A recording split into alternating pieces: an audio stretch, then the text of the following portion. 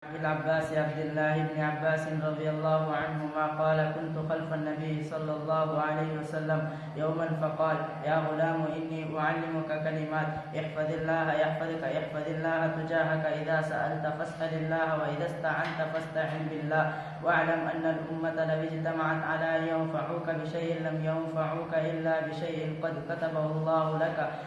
ولو اجتمعوا على أن يضروك بشيء لم يضروك إلا بشيء قد كتبه الله عليك، رفعت الأقلام وجفت الصحف. رواه الترمذي. وفي رواية غير الترمذي: احفظ الله تجده أمامك، تعرف إلى الله في الرخاء يعرفك في الشدة،